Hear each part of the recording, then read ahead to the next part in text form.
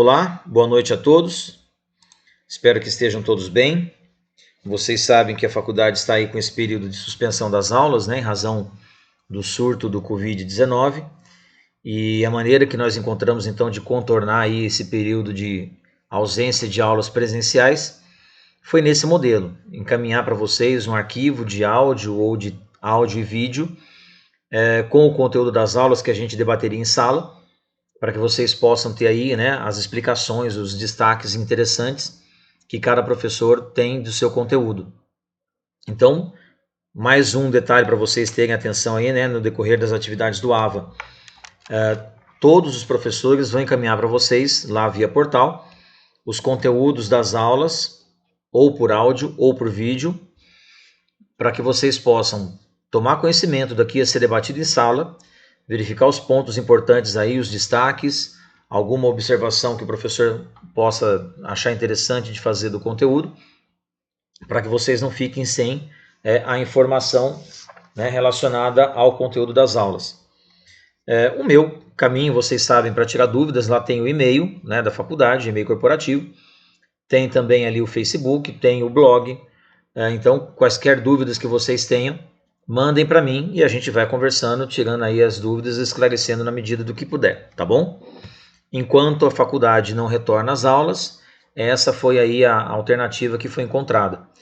Inclusive a nossa alternativa foi pensada antes mesmo da portaria do MEC, que saiu ontem, permitindo que ontem foi quarta-feira, entre terça e quarta-feira dessa semana, entre 17 e 18, saiu uma portaria do MEC autorizando que as instituições de ensino superior pudessem aproveitar plataformas eletrônicas, aproveitar suas plataformas aí de acesso virtual para poder transmitir as aulas que seriam presenciais. E aí então todos os alunos teriam aí essa possibilidade de complementar o conteúdo, tá? Então, dando sequência aí ao nosso tema de direito civil, negócio jurídico, nós já conversamos algumas coisas sobre o plano de validade e aí a gente vai debater hoje sobre o plano de eficácia, tá? Então, passando aqui rapidamente o nosso conteúdo, já debatido, que para o plano de validade, né, ser assim considerado, os elementos, né, que compõem o plano de existência, eles precisam ter, né, alguns adjetivos. Então, a gente já sabe que aquela previsão do artigo 104 de agente não é qualquer agente, é um agente capaz. O objeto não é qualquer objeto, é objeto lícito, possível, determinado ou determinável. A forma não é qualquer forma, ou é aquela prevista em lei, prescrita pela legislação, ou não proibida de ser feita de outra forma. Portanto, a possibilidade de você ter forma livre de negociação, tá? Tá aí aquele quadrinho, né, do 1.7, lá do livro digital, a gente já viu isso aí também. A questão do agente capaz, também já conversamos sobre isso. É importante vocês terem atenção aí para essa distinção da capacidade de direito e capacidade de fato. Sempre há um questionamento, sempre tem um exercício, uma atividade, uma pergunta de concurso relacionado a isso. Diferenciar a capacidade de direito, que todos têm, e a capacidade de fato, que é a possibilidade de praticar por si próprio os atos da vida civil. Então a gente tem, por exemplo, a situação do menor de 16 anos. O menor de 16 anos, ele tem a chamada capacidade de direito. Ele tem a possibilidade de pedir certas, né, garantias na justiça, desde que representado por alguém. Então, um pai ou a mãe pode buscar uma vaga numa escola pública para o seu filho menor de 16, porque ele é representado pelo pai, mãe ou responsável, em razão dessa capacidade de direito que ele tem. Ele é capaz de deter e de receber a aplicação de certas regras para lhe garantir direitos, que é diferente da capacidade de fato. A capacidade de fato é a atribuição que a pessoa tem de buscar por si própria, de fazer valer por si própria os atos da vida civil. Então, enquanto o menor de 16 anos não pode ir no banco fazer empréstimo, o maior de 18 pode, porque o maior de 18 ele já tem toda a aptidão para a prática desse ato, tá? Comentei também com vocês em sala a questão do artigo 3º e 4º do Código Civil, essa mudança que teve recentemente pela Lei 13.146 de 2015, que fala, que alterou, né, a discussão dos portadores de deficiência, excluindo do Código Civil a figura desses portadores de deficiência da condição de absolutamente incapaz.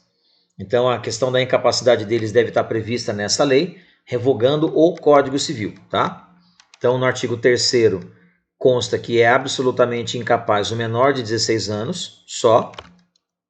E no artigo 4º, os relativamente incapazes são os menores de 16 e maiores, os maiores de 16 e menores de 18, os ébrios habituais e os viciados em tóxicos, aqueles que por causa transitória ou permanente não puderem exprimir sua vontade, e os pródigos. Esses são os relativamente incapazes. Também, né, vimos aí aquela citação do Tartucci.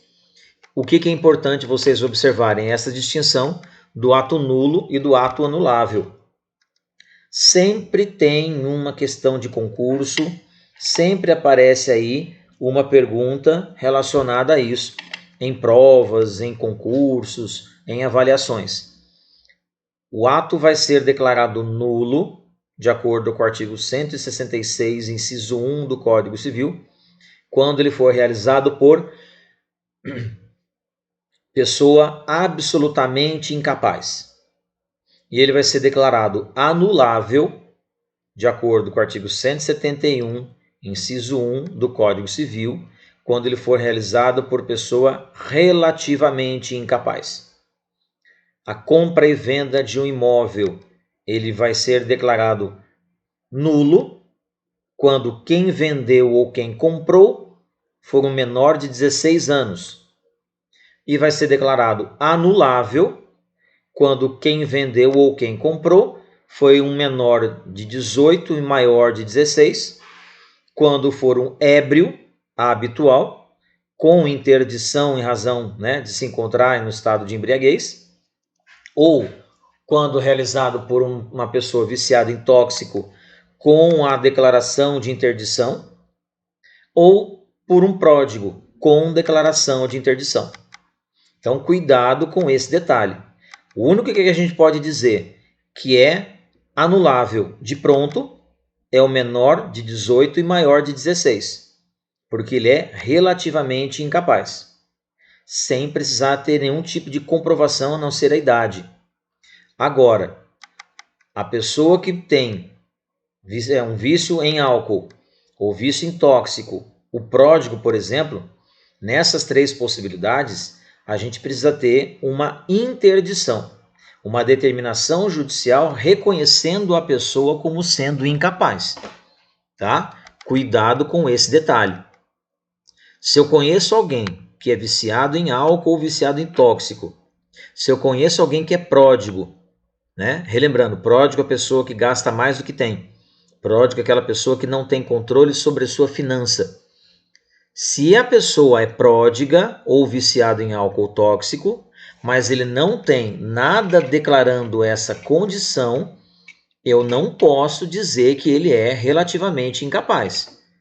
Porque essa condição relativa de incapacidade, ela não está demonstrada judicialmente e, em tese, ele pode fazer o que quiser.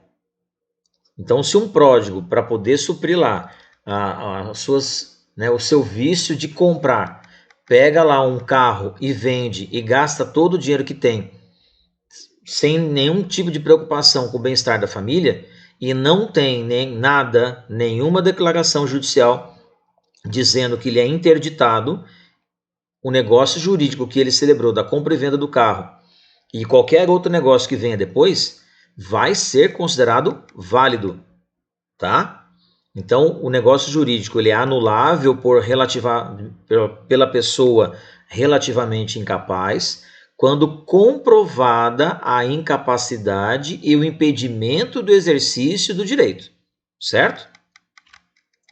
A questão da vontade, também já vimos aí que ela tem que ser livre, né, de qualquer vício ou malícia, senão ela perde a condição de validade. O objeto lícito ele tem que ser lícito, possível e determinado ou determinável, também já conversamos isso. A questão da forma prescrita ou não defesa ou não proibida em lei. Ou eu tenho um negócio que segue regras para serem realizados. O exemplo que eu dei em sala para vocês foi da formação de um contrato social de uma sociedade limitada. Né? Se eu observar lá o artigo 966 do Código Civil, ele estabelece quais são os elementos necessários para constituir uma sociedade limitada. Tem que seguir aquela forma, aquele formato, aquela forma, como se a gente fosse colocar uma massa dentro de uma forma para assar um bolo. Tem que seguir aquilo ali. Se não seguir aquela forma, aquela receita, o negócio jurídico não é válido, tá? Mas tem situações em que eu não preciso ter isso feito, né, formalizado, seja verbalmente, nem formalizado assim, de uma forma tão objetiva e clara como um negócio jurídico, tá? A compra, né, de um produto numa loja, por exemplo, basta na conversa comum do dia a dia eu me interessar pelo produto, a pessoa me passar o valor, eu pago pelo produto, levo embora. Pronto, está feito o negócio jurídico. Eu não preciso dizer, olha, vou celebrar com você um negócio jurídico de compra e venda de um produto móvel, e aí então qual é o preço a ser estabelecido e prazo de pagamento. Não, eu não tenho necessidade de ter essa formalidade. Aí existe a liberdade, tá? É importante destacar o que diz o artigo 107. A validade da declaração de vontade não dependerá de forma especial. Ou seja, eu posso fazer qualquer negócio jurídico livremente. Como já destaquei para vocês em sala, a liberdade na celebração do negócio não implica que ele seja necessariamente verbal. Muita gente confunde isso e vocês não devem fazer essa confusão. Porque ele pode ser verbal ou escrito, e mesmo na condição escrita, ele ser feito de forma livre, tá? Se não, voltando ao artigo, a validade da declaração de vontade não dependerá da forma especial, senão quando a lei expressamente exigir. Se a lei criar algum tipo de regulamento dizendo que para certo negócio jurídico eu obrigatoriamente tenho que ter uma formalidade seguida, vale a formalidade como condição de validade, tá? Dei o exemplo, né, lá do artigo 108, a questão da venda, compra e venda de imóvel, com a obrigação de formalizar isso por escritura pública, e destaquei com vocês ali, né, as exceções que o próprio artigo 108 coloca. Não dispondo lei em contrário. Se a lei criar algum tipo de previsão dispensando a escritura pública, eu não preciso dela. Ou, se o valor do imóvel for menor que 30 vezes o salário mínimo, eu também posso dispensar a escritura pública, tá? Também, de novo, destacando o detalhe. A escritura pública é um documento feito em cartório que formaliza a compra e venda. Eu não preciso ter a escritura se o imóvel for com valor menor do que 30 vezes o salário mínimo vigente. Mas isso não quer dizer que eu não preciso fazer o registro da matrícula para poder ter a propriedade.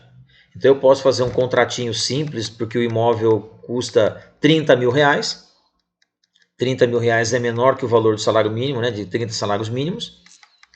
E aí então eu levo esse contratinho lá no cartório, e em vez de fazer a escritura, ele vai fazer o registro na matrícula de imediato.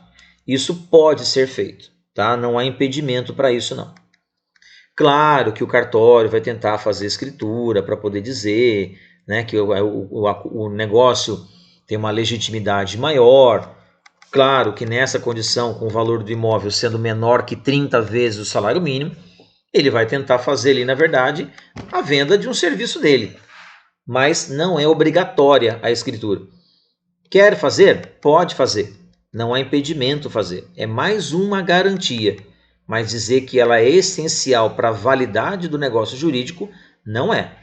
Porque a validade do negócio jurídico para compra e venda de um imóvel de menor valor do que 30 vezes o salário mínimo dispensa a escritura, tá? E aí a gente vem para o plano de eficácia. O plano de eficácia, como a gente pode entender aí, ele difere um pouco daquilo que a gente já viu até agora há pouco sobre o plano de validade e o plano de existência. O plano de existência implica na existência, óbvia, né, na presença de certos elementos que caracterizam o negócio jurídico. Agente, objeto, vontade, né, licitude do próprio objeto. Agora, para o plano de validade, a gente precisa ter o objeto sendo lícito, determinado ou determinável, que o agente seja capaz, que não haja forma prescrita em lei ou maneira proibida de se celebrar um negócio jurídico, tá? Quando a gente fala, então, do plano de eficácia, o que a gente está estabelecendo são condições, termos ou encargos, são atributos a mais do que aqueles existentes no plano de existência e no plano de validade, para entender que o negócio jurídico é considerado válido. Então, no plano de eficácia, né, como coloca lá o livro, no último degrau da escada pontiana se encontram os fatores de eficácia. Fatores que ocorrem em três condições. Perdão, em três situações, né? Condição, termo e encargo. Então, como a gente tem que entender isso? Diz lá o Venosa. Embora facultativos, tais elementos, uma vez apostos ao negócio pela vontade das partes, ou mesmo pelo ordenamento, tornam-se para os atos ou negócios a que se agregam inarredavelmente essenciais. São facultativos no sentido de que, em tese, o negócio jurídico pode sobreviver sem eles. No caso concreto, porém, uma vez presentes no negócio, ficam indissociavelmente ligados a ele. Na moderna doutrina, ultrapassado por nós o estudo dos planos de existência e validade, esses elementos integram o chamado plano de eficácia dos negócios jurídicos. Então, vou voltar aqui um quadro. Qualquer negócio jurídico pode acontecer independente de uma condição. Eu posso estabelecer um negócio jurídico independente de ter aí, né, algo que primeiro tenha que ser realizado para depois fechar o negócio.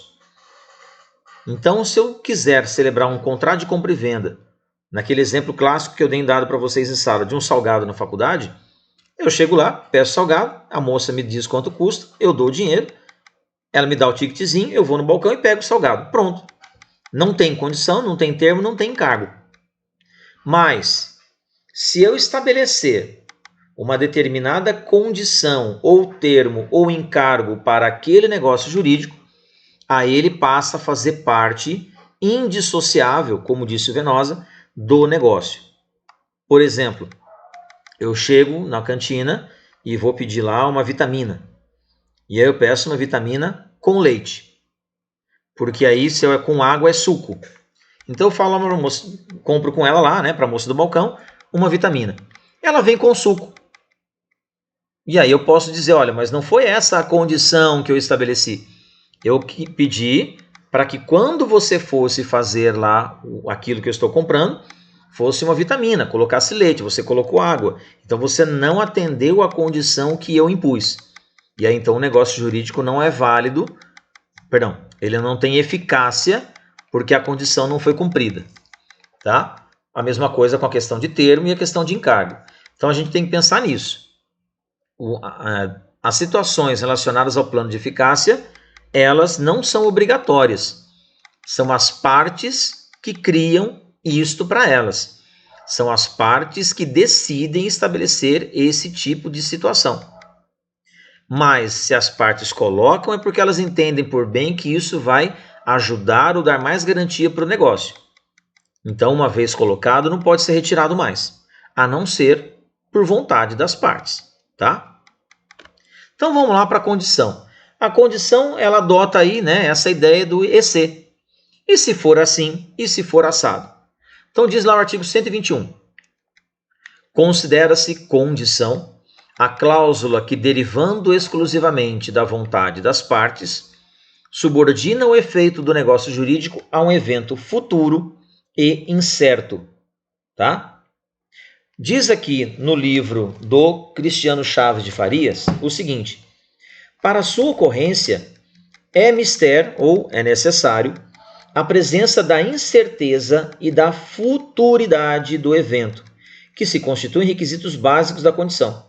Assim, subordinar os efeitos de um negócio jurídico à morte de alguém ou à aquisição da maioridade civil pelo implemento da idade não se constitui condição em face da certeza da sua ocorrência.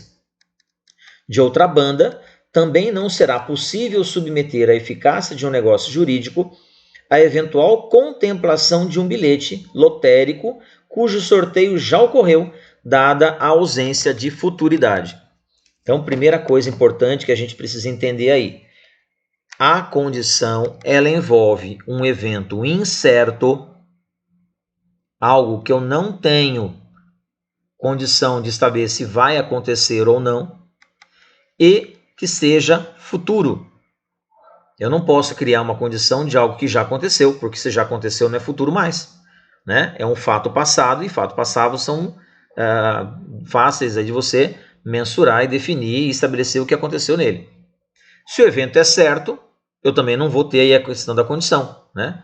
Porque basta esperar que o acontecimento chegue para que o negócio tenha validade. E a ideia da condição não é essa, tá? O que impõe condição para a eficácia do negócio jurídico é a vontade das partes, como eu já afirmei para vocês, e para a sua ocorrência a necessidade de que haja presença da incerteza do evento, assim como ele seja, né, situado no futuro, também aí só para a gente reforçar o conceito presente no livro, tá bom? E como no direito, tudo tem classificação. Então vamos ver a classificação aí da questão das condições, né, como relação, primeiro, à maneira de atuação. Ela pode ser suspensiva e impedirá a produção de qualquer efeito até que se realize o evento a que se subordinou a eficácia negocial. Ou a atuação pode ser resolutiva, faz cessar os efeitos que estão se produzindo. Então vamos ver uma condição suspensiva que dependa da atuação do agente. Eu só vou doar um determinado bem para o Atadolfo se ele casar. Então veja bem, a minha doação está suspensa até que Atadolfo case. O negócio jurídico ele não produz efeito enquanto não houver o evento chamado casamento. A hora que o Atadolfo casar, aí eu sou obrigado a ir lá e fazer a doação do bem que eu prometi. Porque essa é uma condição suspensiva. A doação está suspensa aguardando o casamento acontecer. Aconteceu, aí eu tenho a obrigação de cumprir aquilo que eu prometi e fazer a doação. Condição resolutiva. Eu emprestei um livro para um fulano, né? O Atadolfo emprestou meu livro de direito civil e ele está lá usando. Ele só vai me devolver quando ele se formar. Então, o empréstimo está existindo, o negócio jurídico está presente, mas ele vai cessar os efeitos, ou seja, ele vai ter que me devolver o livro, o negócio jurídico vai deixar de existir quando acontecer a condição resolutiva da formação. Então, enquanto o Atadolfo estiver para se formar, ele estiver estudando, o empréstimo, o negócio jurídico de empréstimo existe. Formado, deixa de existir, se resolve, se encerra, e aí então ele tem que fazer a devolução do livro, correto? Quanto à possibilidade, o negócio jurídico pode ser possível ou impossível. Possível é aquela condição que apresenta a probabilidade de tornar o negócio jurídico eficaz. Então, a questão da possibilidade, né, ela pode ser aí fisicamente possível e impossível, ou juridicamente possível e impossível. Claro que todo negócio jurídico, ele presume ser sempre possível. A construção de uma casa, a compra e venda de um bem móvel ou imóvel, uma prestação de serviço. No nosso mundo, nós sempre vamos negociar com aquilo que existe possibilidade de acontecer. Porque se eu tenho uma previsão de que seja impossível, então, né, de novo aí o conceito, vou voltar um quadro aqui. O evento ele tem que ser futuro incerto. Então, se eu tenho na negociação uma previsão, né, visão de futuro, que aquele negócio ele é impossível de ser realizado, eu tenho uma condição, mas eu vou ter um prejuízo para o exercício do direito, porque embora o negócio possa ser considerado válido, embora os elementos necessários estejam presentes, então ele existe e tem validade, mas existe a questão da impossibilidade do exercício do direito. E a doutrina dá o seguinte exemplo, né? Eu posso ter aí uma condição que é fisicamente impossível, trazer a praia para São José dos Campos, ou Jacareí, ou Taubaté. Então, e olha só que curioso, lá nos anos 30, 40, teve uma campanha para vereador, aqui em Taubaté, para variar, né? Onde é terra das coisas inusitadas, é terra da grávida, é terra de umas outras coisas aí interessantes, um vereador que prometia trazer a praia, né, o mar de Ubatuba para Taubaté. Como ele ia fazer isso, ninguém sabe, porque é uma situação fisicamente impossível. A não ser que haja um cataclismo geológico mundial, algo planetário, né? Sei lá, como aquele filme... é um filme do John Cusack, que o mundo acaba em razão lá de um aumento de neutrinos. Agora me fugiu o nome do filme. Que tem maremoto e tem um terremoto no planeta todo. A não ser que aconteça uma tragédia desse nível, em que o nível dos oceanos suba 500 metros acima do nível do mar, a gente não vai ter, né, praia aqui no Vale do Paraíba de jeito nenhum, tá? Então isso é uma condição fisicamente impossível. Agora, uma condição juridicamente impossível é eu estabelecer um contrato, né, ou melhor, quando eu estabeleço um contrato com alguém vendendo um patrimônio que se trata aí de uma herança de alguém que ainda está vivo. Então eu me comprometo a vender para o Adolfo a casa onde meu pai mora, mas o meu pai ainda está vivo, essa herança não é minha. Então como é que eu vou negociar com alguém um patrimônio que eu ainda não tenho? Isso é juridicamente impossível. A herança só se transmite com o falecimento da pessoa. Enquanto o proprietário é vivo, o herdeiro não pode vender aquilo que não é dele, tá? Sobre esse tipo de condição, a suspensiva estabelece lá o artigo 125 e o artigo 127 do Código Civil.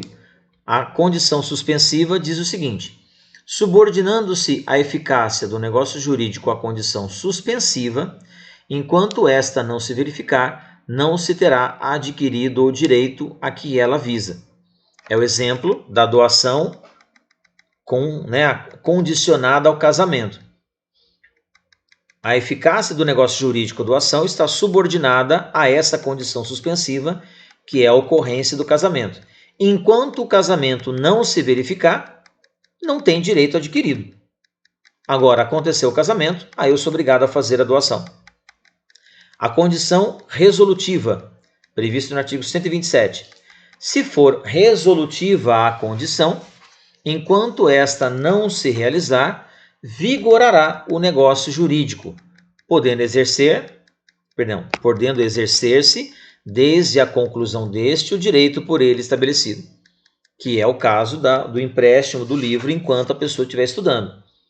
O empréstimo, o negócio jurídico, ele não vai se encerrar, ele não vai se resolver enquanto não acontecer a formatura do sujeito, tá? A hora que ele se formar, o negócio jurídico deixa de existir porque ele não precisa mais do livro e vai ter que me devolver, certo? A classificação das condições, né, quanto à maneira de licitude, também é uma outra terceira forma da gente entender aí, né, a questão da condição. Então veja bem, nós temos quanto à maneira de atuação, uma classificação, quanto à possibilidade, uma segunda classificação, e quanto à maneira de licitude, uma terceira classificação, prevista lá no artigo 122 do Código Civil. São lícitas, em geral, todas as condições não contrárias à lei, à ordem pública e aos bons costumes, Entre as condições proibidas, né, defesas, se incluem as que privarem de todo o efeito o negócio jurídico ou o sujeitarem ao puro arbítrio de uma das partes. Então, nós temos aí duas previsões dentro do mesmo artigo.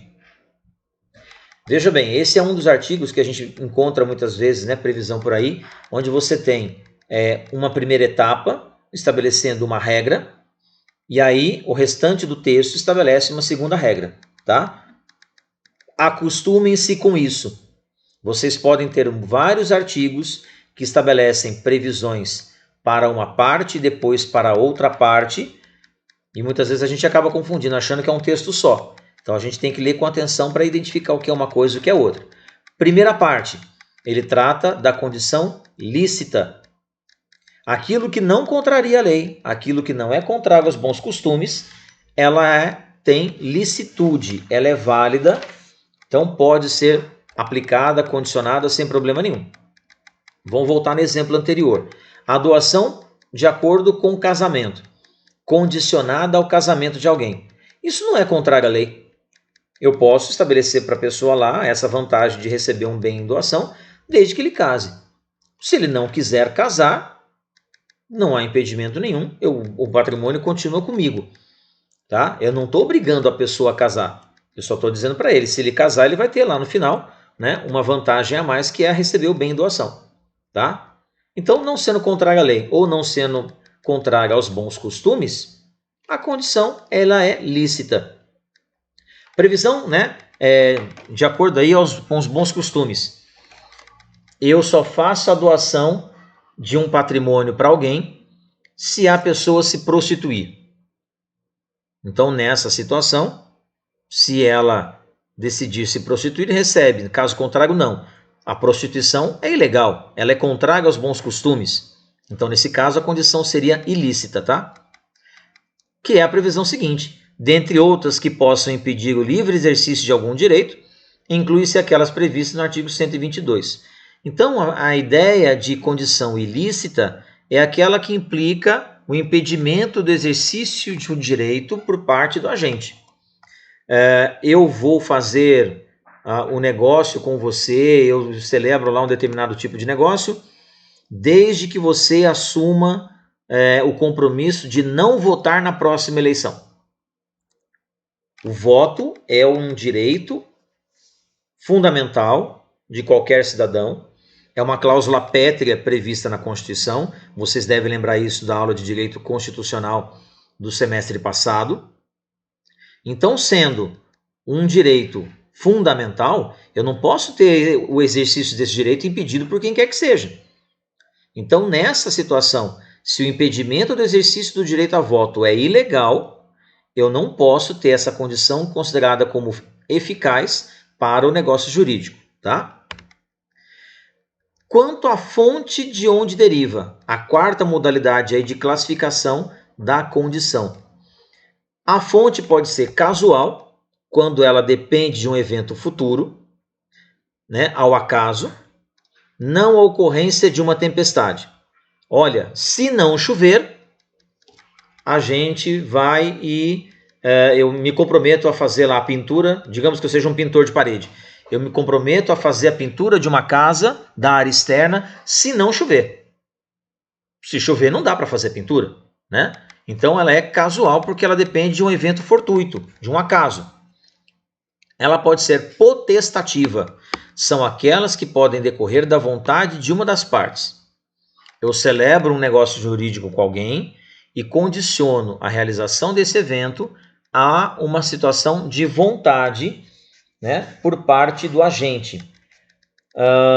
Por exemplo, realizar uma viagem, tá? Vamos viajar para um determinado lugar. Eu vou. Desde que essa viagem aconteça em maio.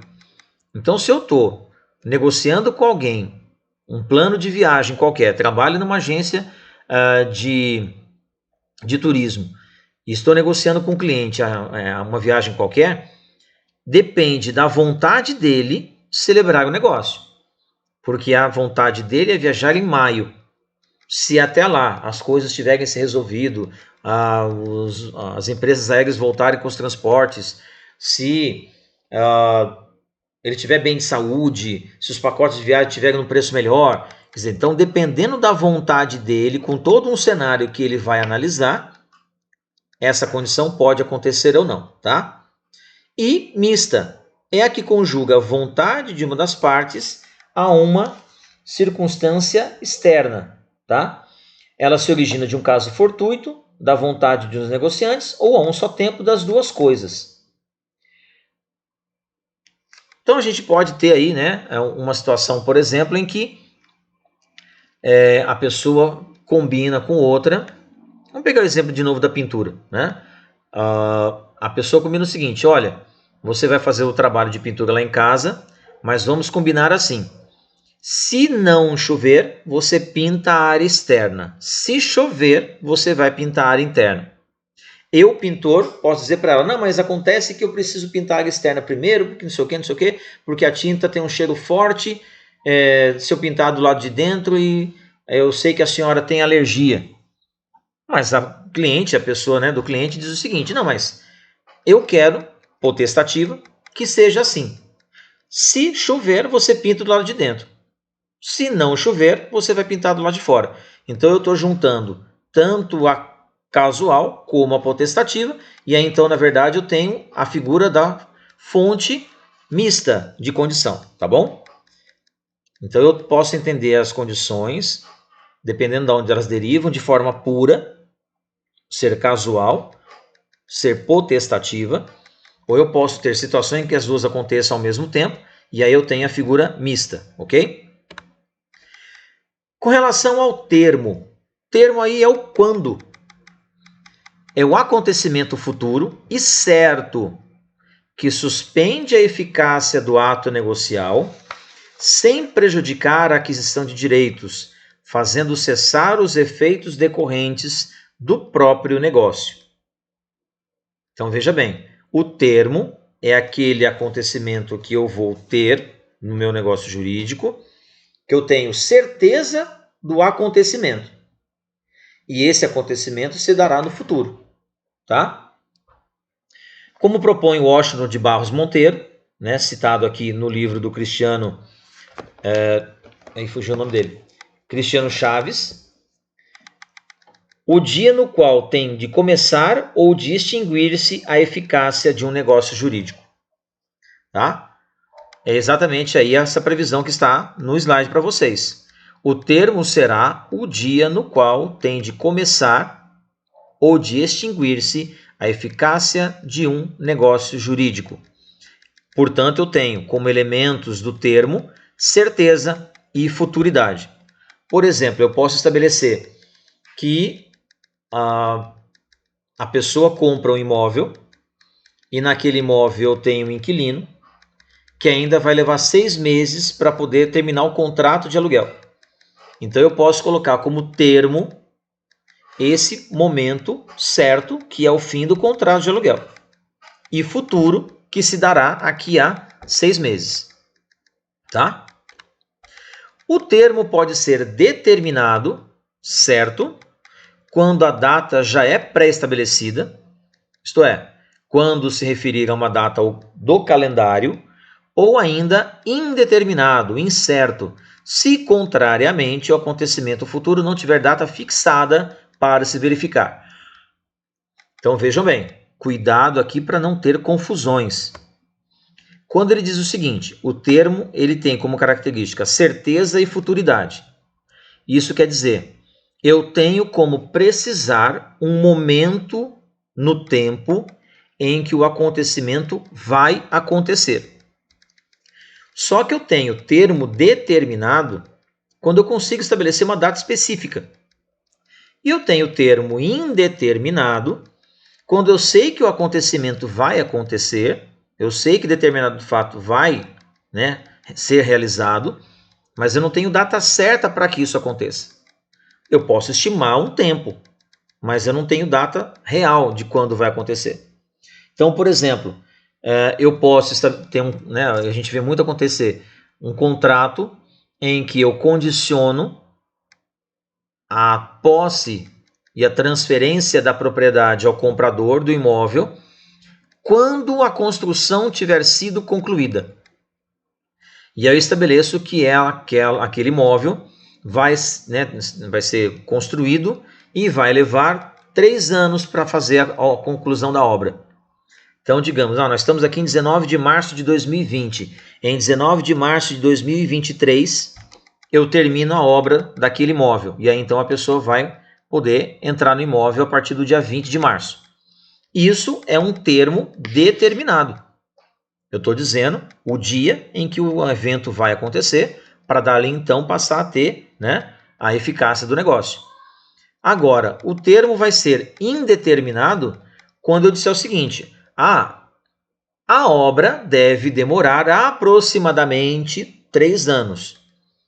Então, dia 20 de março de 2020, eu posso entrar no imóvel? Não. A gente precisa verificar se, naquela data, o imóvel vai estar pronto. Pode acontecer de eu ter uma equipe de trabalho muito boa, que consiga fazer a conclusão da obra antes do prazo. Então, vai ser antes do dia 19. Como eu posso ter alguma situação em que haja um atraso na realização da obra, e aí o meu projeto tem um atraso acontecendo, por falta de material, ou por falta de mão de obra, ou por qualquer outro motivo, que aí então eu tenho a possibilidade da obra se encerrar depois do dia 19. Então eu não tenho certeza ou condição de determinar exatamente qual é o dia em que eu vou ter a conclusão da obra, mas eu sei que é por cerca de 3 anos, tá? Outra questão importante aí para a gente considerar é do início do termo, né? O termo poderá ser inicial ou final. Quando eu falo de termo inicial, eu tenho dies a quo, relativo àquele evento futuro e inevitável que suspende o início da eficácia do ato, ou final, dies ad quem, caracterizado quando a eficácia do negócio expira com o advento daquela data.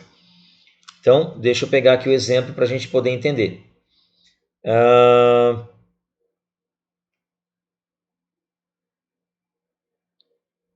Aqui no livro ele diz o seguinte: pode ser evento futuro inevitável, o termo inicial, obviamente, não suspende a aquisição, mas apenas o exercício do direito a ele subordinado.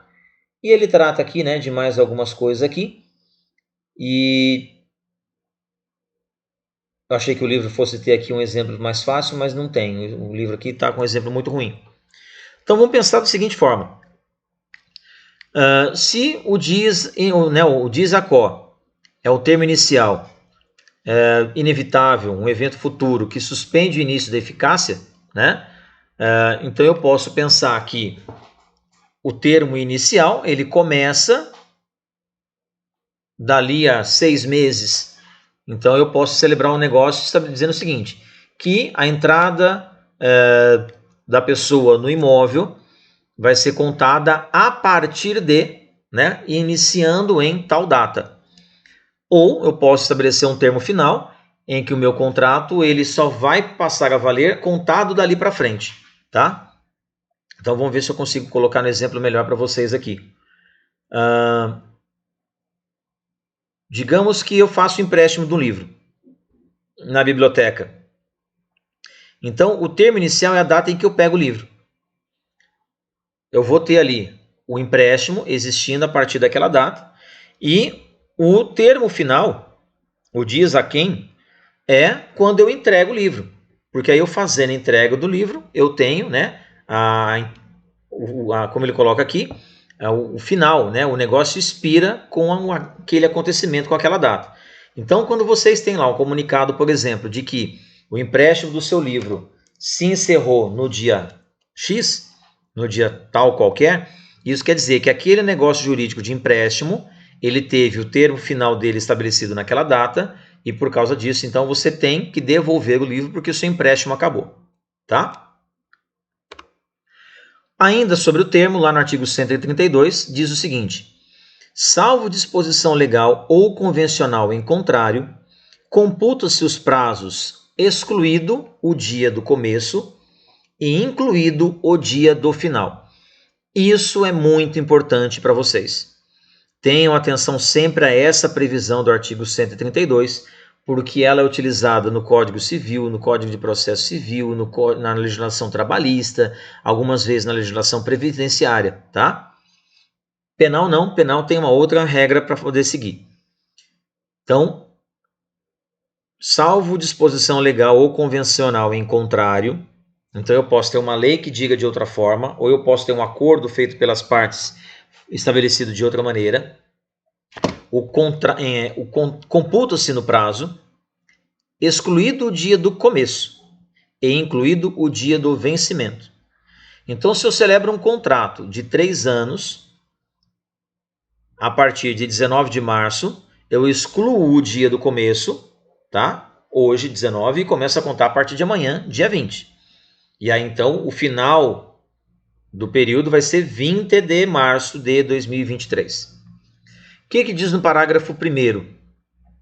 Se o dia do vencimento cair em feriado, considerar-se-á prorrogado o prazo até o seguinte dia útil. Então eu faço um acordo qualquer com a pessoa que terminava em 19 de março. Só que 19 de março, na cidade onde ele celebrar o negócio, é feriado. Prorroga o prazo para 20 de março, tá? Previsão do parágrafo 1º do artigo 132. Parágrafo 2º. Meado considera-se, em qualquer mês, o seu 15º dia. O que é meio do mês? O 15º dia. Não importa se tem 28, 30 ou 31.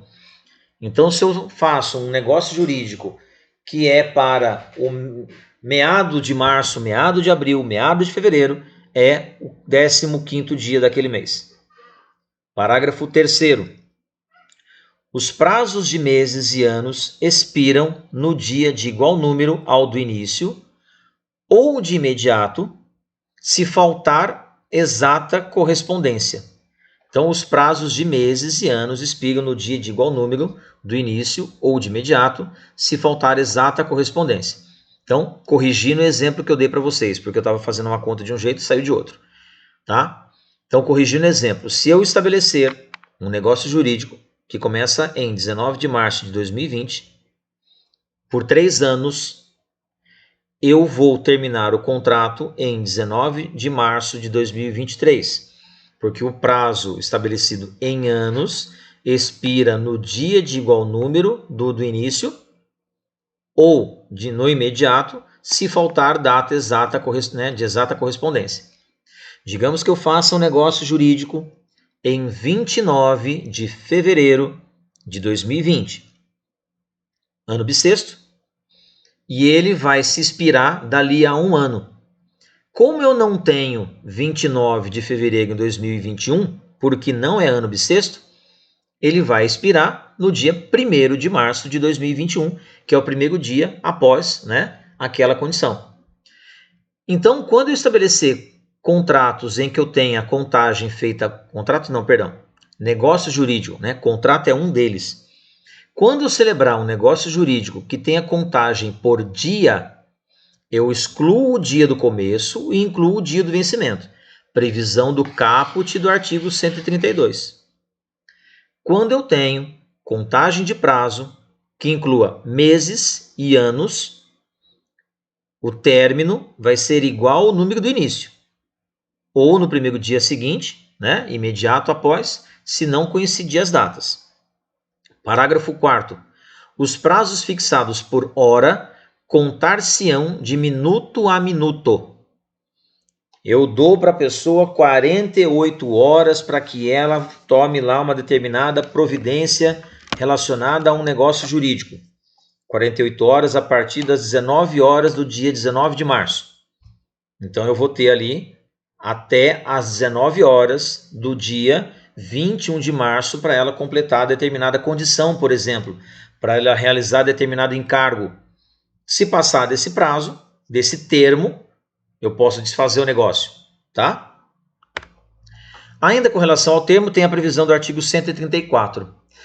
Os negócios jurídicos entre vivos, sem prazo, são exequíveis desde logo, salvo se a execução tiver de ser feita em lugar diverso ou depender de tempo. Então, se eu faço um acordo com uma pessoa, obviamente viva, né? Eu tenho um negócio entre pessoas vivas aqui, eu posso exigir o cumprimento do negócio desde imediato. Mas quando isso não vai ser, né, possível? Quando a execução tiver que ser feita em outro lugar. Ou depender de tempo. Eu preciso de 15 dias para poder fazer a conclusão aqui de um contrato que um cliente pediu. Então eu tenho lá um cliente que entra em contato comigo pedindo para que eu faça um contrato de compra e venda da empresa que ele está negociando. E aí eu peço para ele, olha, tudo bem, então você me dá 15 dias para eu poder fazer esse contrato. Essa condição, né, de pedir um prazo, então eu estou juntando dois fatores de eficácia, a condição e o termo. Então pedir para ele um prazo desobriga que o negócio seja feito de imediato, tá? O que diz o livro ali? Os atos negociais intervivos sem prazo serão execuíveis imediatamente, abrangendo tanto a execução promovida pelo credor como o cumprimento pelo devedor. Então, o credor pode exigir imediatamente ou o devedor pode cumprir imediatamente quando o negócio não tiver essa possibilidade de fazer em local diverso, nem depender de tempo. Diz lá o livro ainda, todavia, não se deve entender ao pé da letra como sinônimo de imediatamente, a expressão desde logo contida na regra do dispositivo. Deve haver o tempo bastante para que se realize o fim visado ou se empreguem meios para realizá-lo. Então, digamos que eu combine com a pessoa de fazer lá um contratinho simples, uma coisa banal lá, 3, 4 cláusulazinhas, né, para um contratinho rápido ali. Então a pessoa assim, tudo bem, então tá, pode fazer, eu espero. Mas se eu não tiver meios para realizar, se eu não tiver um computador para sentar, se eu não tiver um local para escrever, se eu não tiver um tempo para pensar, eu não tenho como realizar o serviço. Então, quando a lei diz que são, né, exequíveis os negócios jurídicos desde logo, isso não quer dizer que seja na mesma hora. Isso quer dizer que eu preciso de um tempo mínimo para poder realizar. Eu preciso de condições mínimas para poder operacionalizar a atividade, tá? Modo ou encargo, já estamos quase acabando já com os nossos conteúdos, ok? Modo ou encargo também é outra situação aí prevista para o plano de eficácia. Trata-se de uma cláusula acidental que cria obrigação ao beneficiário de uma liberalidade. Pode ser entendido como uma obrigação imposta a uma das partes, sujeitando o início dos efeitos do negócio ao cumprimento dessa obrigação. Encargo é a determinação pela qual se impõe um ônus, uma obrigação ao beneficiário de um ato gratuito, de uma liberalidade. E aí ele traz o exemplo: doação feita a alguém com a imposição da obrigação de o donatário praticar um ato em favor do doador ou de um terceiro por ele indicado. Tá? Então vamos imaginar essa situação. Eu tenho um bem qualquer que eu quero doar para o Atadolfo. Mas em vez de colocar uma condição, né, eu dou para o Atadolfo se ele casar, por exemplo, eu crio um encargo. E aí então eu tenho duas coisas acontecendo ao mesmo tempo. A condição e a obrigação que ele deve cumprir. A condição é, e se, ou só se, né? Eu faço a doação só se o Atadolfo fizer o quê? Cumprir lá com uma atividade uma atividade beneficente para um asilo, para uma creche, coisa parecida, tá? Então eu coloco aí essa tarefa para que o recebedor da minha liberalidade realize primeiro e aí depois eu cumpro com a minha obrigação. Então a ideia do modo ou encargo é impor para outra pessoa algum tipo de tarefa a ser realizada. É diferente daquela questão da condição do casamento. Porque na condição do casamento, eu estou colocando para ele uma situação que ele pode realizar ou não. Ele pode ou não casar. Agora aqui, ainda que ele possa decidir ou não cumprir com a obrigação, a ideia do encargo é uma tarefa a ser realizada, é uma atividade a ser realizada. Não é simplesmente o cumprimento de uma condição. tá? O encargo é coercitivo, podendo o beneficiário ser constrangido a realizá-lo sob pena de anulação da liberalidade. Então eu posso estabelecer aí esse ajuste.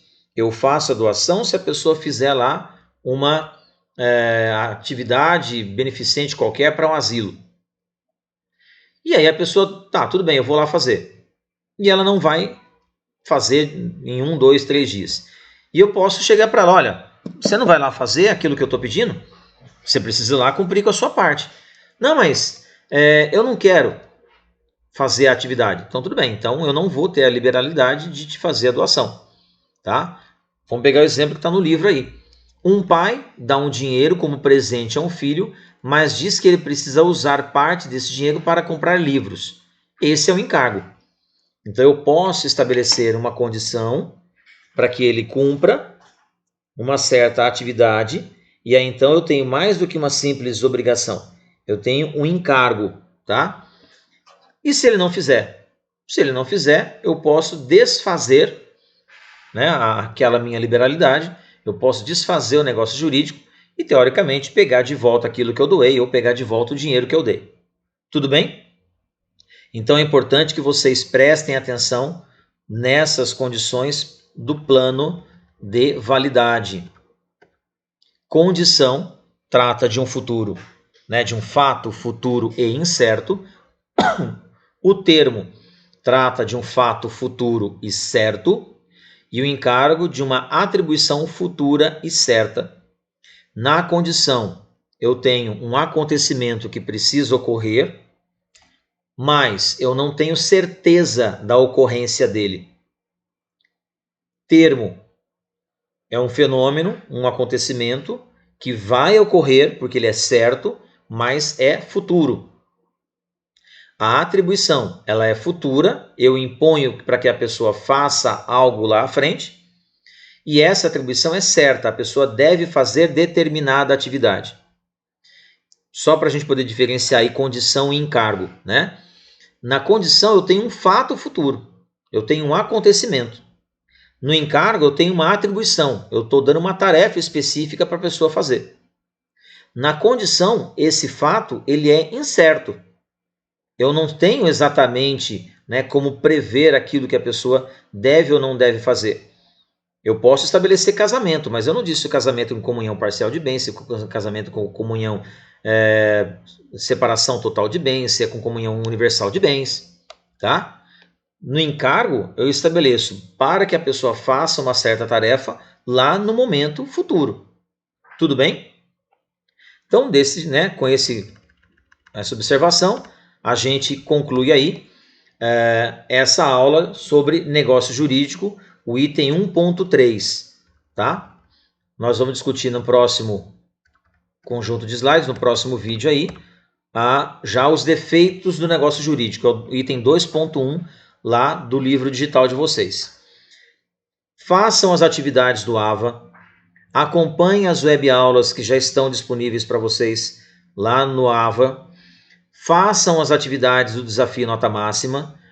Nós recebemos um relatório aí esses dias que muitos alunos não estão fazendo o Desafio Nota Máxima, aqueles que estão com acesso liberado, que o acesso está funcionando 100%, muitos alunos não estão fazendo o Desafio Nota Máxima, nem realizando as atividades previstas lá no AVA, tá? Atividades diagnósticas e atividades avaliativas, elas fazem parte daquele processo de avaliação contínua. Então, vocês devem fazer essas atividades unidade por unidade. Não deixem para fazer na véspera da prova para estudar, porque vocês precisam agregar esses conhecimentos agora. Aproveitem esse período de suspensão das atividades, aproveitem esse momento que vocês devem ficar em casa para evitar aí contágio ou propagação do vírus, para poder dar conta e alcançar aí, né, a nossa 5ª semana de atividades do AVA e do Desafio Nota Máxima, certo? Espero contar aí com a participação de todos. No vídeo, se vocês tiverem algumas dúvidas sobre aquilo que eu passei para vocês, me escrevam, enviem por e-mail lá as dúvidas de vocês e nós vamos conversando até lá, tá bom? Fiquem bem E se eu tiver alguma novidade, alguma coisa que seja importante aí, eu comunico com vocês por e-mail mesmo e peço para que vocês compartilhem a informação com os outros colegas, tá? Boa noite a todos e até mais.